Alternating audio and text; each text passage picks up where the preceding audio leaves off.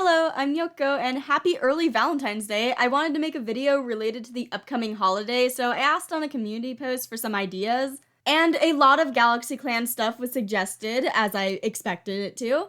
And some suggestions included the couples that never actually got to be together, so I decided to make some hypothetical kittens, aka hypo kits, with a few couples that never got to be, for some alternate universe AU type things. So I made a list of cats that either never got together or had crushes or never had kits due to the circumstances. And I threw a couple of those into an AU save of GalaxyClan, made them mates, and then time skipped until actual kittens happened. So these kits I'm drawing are ones that actually generated by the game, which I think is fun.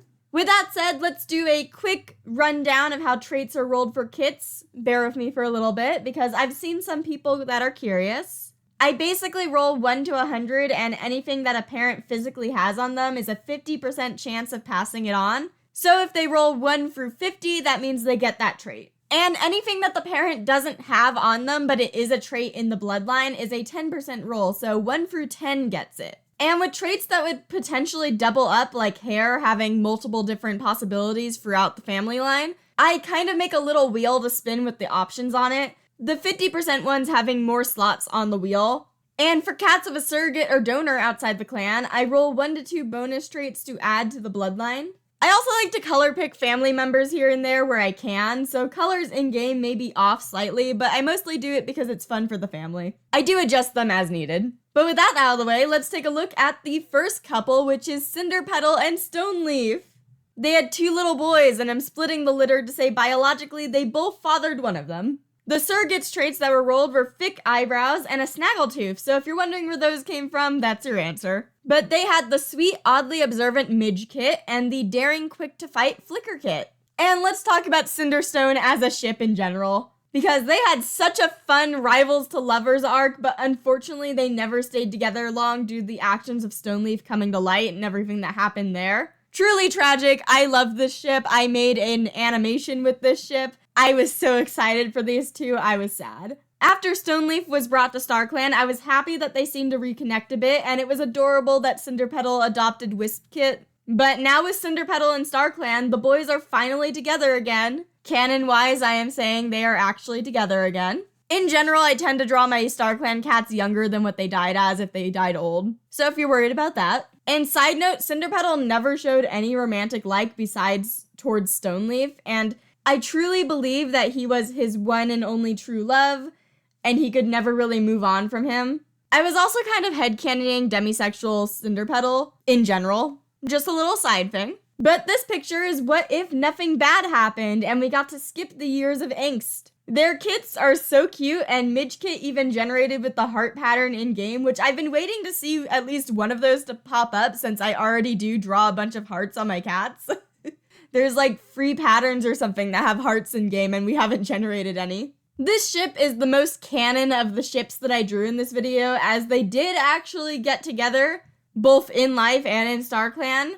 But I couldn't ignore Cinderstone and how iconic it is.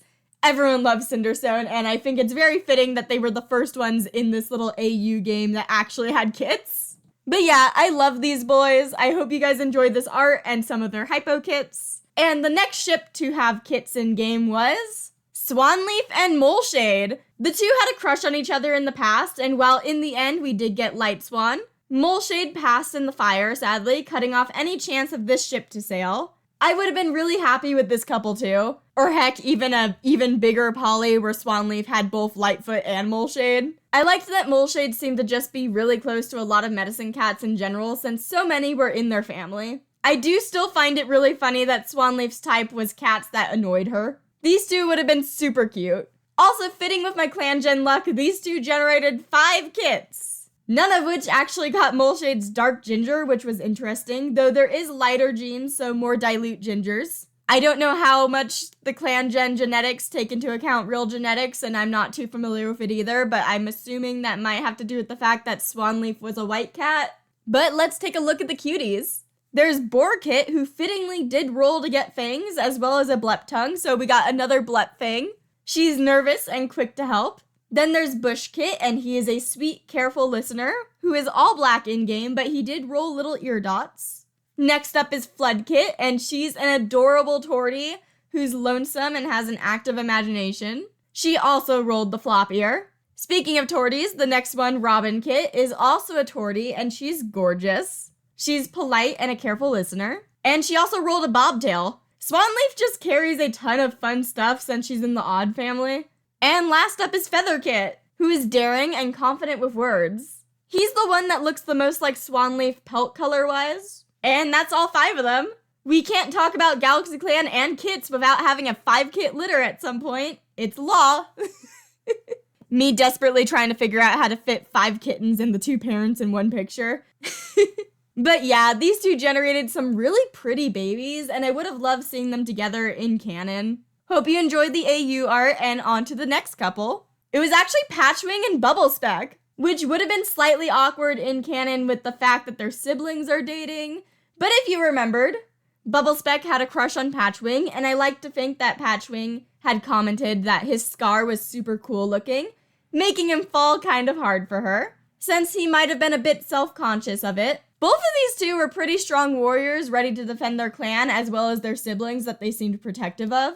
And if they did get together, I imagine they would have taken a couple years to have some glory days being young warriors before deciding to settle down and have kits. Kind of like what Pale Path and Ember Feather did. But looking at the kits that Bubble Patch had, they had 2 sons. The noisy Gander Kit, who's constantly climbing and looks a lot like Bubble Speck as well. A little twin, I love it. And we also had the know-it-all Mushroom Kit, who is an active imagination, who got the speckle nose bangs and has white spotting that really helps him look like a mushroom. Very cute. These 2 are adorable, and I would have gladly welcomed more freckled babies into the clan. Hope you guys like the art. I think this would have been a true power couple, and I just have so much fun drawing these couples that never got to be. But last up is actually Bristlethroat and Sherfro Patch, one of our many robbed lesbians in this clan. Clan Jen, can you be nicer to our girls in general, please? And as a reminder, Sherfro Patch grew a crush on Bristlethroat when she joined the clan, and helped out with her kits as well, being Light Kit and Gray Kit at the time. The 2 seemed to really get along, and I was going to make them a canon couple, but Sherfro Patch sadly died like the moon before I was going to make it official. So that was painful. I would have loved these 2 being rowdy girlfriends together. In this AU game, they had 2 kits, which are once again 2 boys, and I decided based on looks that Sherfro Patch was the one that carried them, along with the help of a donor.